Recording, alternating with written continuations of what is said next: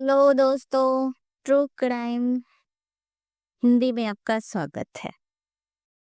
आज की कहानी है सिर्फ एक अपराध की कहानी नहीं है।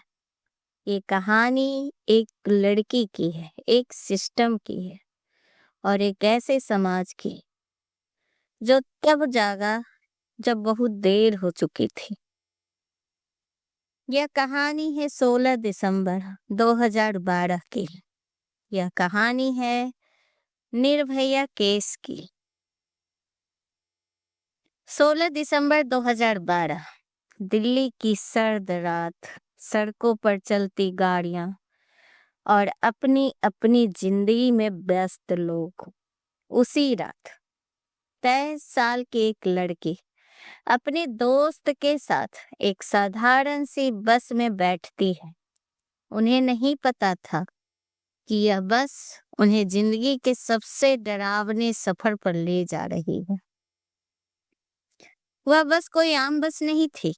बस में पहले से 6 लोग मौजूद थे। बस जैसे ही चली, उन लोगों के इरादे साफ हो गए। लड़की के दोस्त को लोहे की रॉड से पीटा गया, उसके सिर पर वार किए गए और उसे अधमरा कर दिया गया। उसके बाद जो हुआ वह इंसानियत पर सबसे बड़ा धब्बा था। निर्भया के साथ निर्मम सामूहिक बलात्कार किया गया।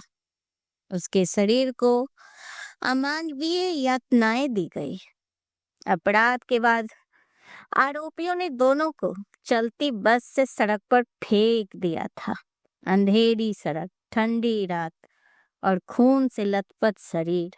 वह लड़की अब भी जिंदा थी, लेकिन जिंदगी और मौत के बीच जूझ रही थी। उसे सफदरगंज अस्पताल ले जाया गया। डॉक्टरों ने कहा, हमने ऐसा केस पहले कभी नहीं देखा। पूरे देश की दुआएं उस लड़की के साथ थी। हालत गंभीर होने पर उसे सिंगापुर भेजा गया, लेकिन 29 दिसंबर 2012 को निर्भया ने दम तोड़ दिया। निर्भया की मौत के बाद दिल्ली की सड़कों पर लाखों लोग उतर आए। हमें इंसाफ चाहिए, महिलाएं सुरक्षित नहीं हैं। सरकार, पुलिस, कानून सब कटघरे में खड़े थे। इस केस में 6 आरोपी थे। एक आरोपी ने जेल में आत्महत्या की। एक नाबालिग की सुधार गृह भेजा गया। 4 दोषियों को 20 मार्च 2020 को फांसी दी गई। यह इंसाफ देर से मिला, लेकिन मिला।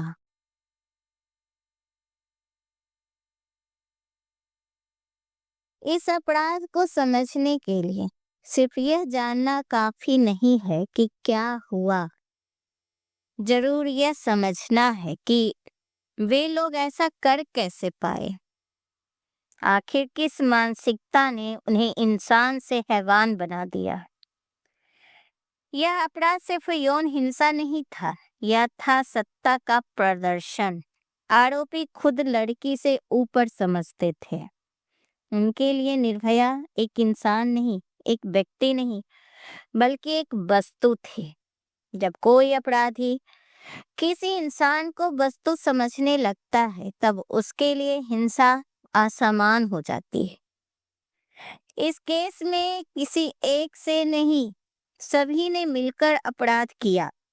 वह मनोविज्ञान में कहलाता है मूवमेंटलिटी ग्रुप क्राइम इफेक्ट। जब अपराध समूह में होता है तो जिम्मेदारियां बंट जाती है, अपराध बोध कम हो जाता है और क्रूरता बढ़ जाती है। हर आरोपी सोचता है, मैं अकेला नहीं हूं, और यही सोच हिंसा को कई गुना बढ़ा देता है। आरोपियों की सोच में एक बात साफ थी, लड़की को बाहर निकलने का हक नहीं है। उसके बयान बताते हैं कि वे मानते थे लड़की ने गलती की देर रात बाहर आकर, लड़के के साथ बस में बैठकर। यानी अपराध उनके लिए जुर्म नहीं बल्कि सजा था। सवाल यह नहीं है कि उन्होंने अपराध क्यों किया, सवाल यह है कि वे रुके क्यों नहीं। मनोवैज्ञानिक के अनुसार हिंसा करते करते संवेदना मर जाती है। दर्द देखकर भी दया नहीं आती। जब निर्भया दर्द से चिल्ला रही थी तब भी वे नहीं रुके, क्योंकि उस वक्त उनके अंदर कोई इंसान बचा ही नहीं था। एक चौंकाने वाली बात, आरोपी को पकड़े जाने का डर ही नहीं था। क्यों? क्योंकि पहले भी वे छोटे अपराध कर चुके थे। सिस्टम भी ढील देख चुके थे। सिस्टम का ढील देखकर वे और मनोबल उनका बढ़ता गया।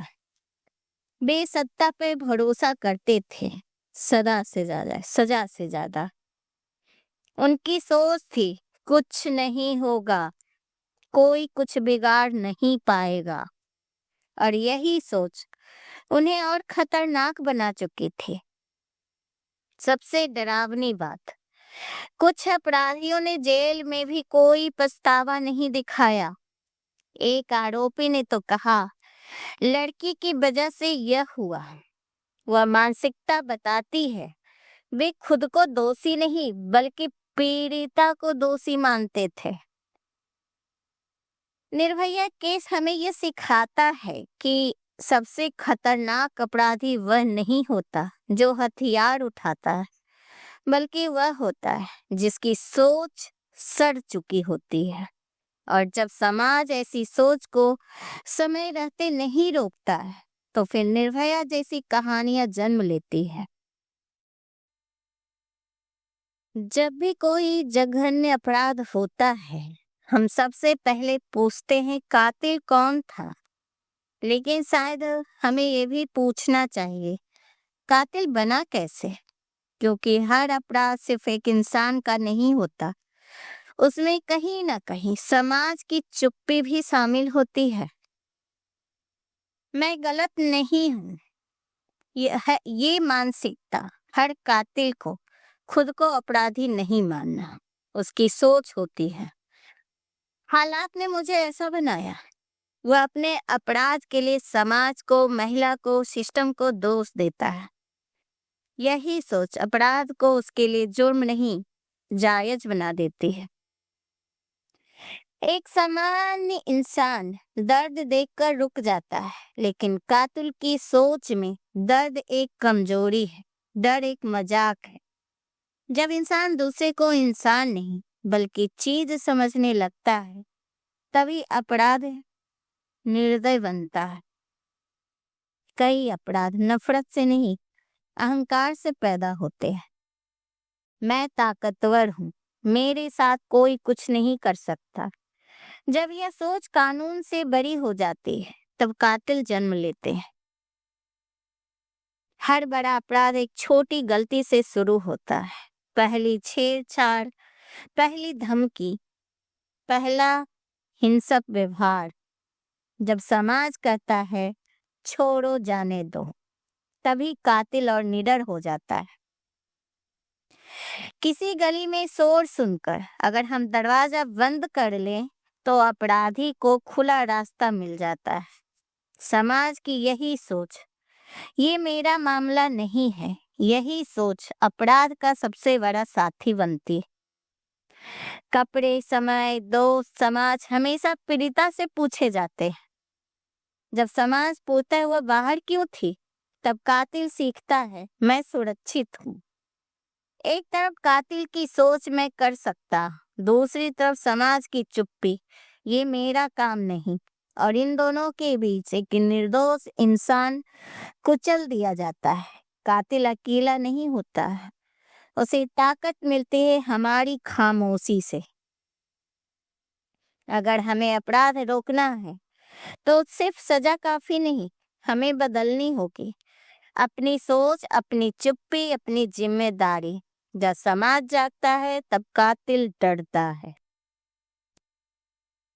निर्भया केस हमें ये सिखाता है कि सबसे खतरनाक अपराधी वह नहीं होता जो हथियार उठाता है, बल्कि वह होता है जिसकी सोच सड़ चुकी होती है। और जब समाज ऐसे सोच को समय रहते नहीं रोकता, तो फिर निर्भया जैसी कहानियां जन्म लेती है। इस अपराध को समझने के लिए सिर्फ यह जानना काफी नहीं है कि क्या हुआ, जरूर यह समझना है कि वे लोग ऐसा कर कैसे पाए। आखिर किस मानसिकता ने उन्हें इंसान से हैवान बना दिया। हर अपराध के पीछे एक कहानी होती है, लेकिन हर कहानी के पीछे सबूत होते हैं। निर्भया केस में भी सवाल सिर्फ यह नहीं था कि अपराध किसने किया, सवाल ये था सच को साबित कैसे किया जाए। अपराध की राजा निर्भया और उसका दोस्त सड़क पर पड़े मिले। पुलिस को शुरुआत में यह भी साफ नहीं था कि आखिर हुआ क्या, लेकिन जल्द कुछ अहम बातें सामने आई। घटनास्थल पर खून, पीड़िता की गंभीर हालत और एक अधमरा गवाह, निर्भया का मित्र। यही गवाह पूरे केस की पहली और सबसे मजबूत कड़ी बना। जांच में सबसे अहम सवाल था, वह बस कहाँ है। कुछ घंटों की तलाश के बाद वह बस मिल गई, और उसी बस के अंदर खून के धब्बे, टूटे हुए कपड़े और हिंसा के निशान। उस बस ने खामोशी से पूरा सच बयान कर दिया है। बस को फोरेंसिक एविडेंस के तौर पर सील कर दिया गया। निर्भया के शरीर पर जो जख्म थे वे सिर्फ चोट नहीं थे, वे सबूत थे। मेडिकल रिपोर्ट में साफ लिखा था अत्यधिक हिंसा, आंतरिक चोटें और अमानवीय यातना। अपराधियों के डीएनए मैच हुआ, पीड़िता के कपड़ों से सबूत मिले हैं। यह वैज्ञानिक सबूत कोर्ट में सबसे मजबूत हथियार बने। जांच के दौरान ड्राइवर की पहचान हुई, बाकी आरोपी एक एक करके पकड़े गए।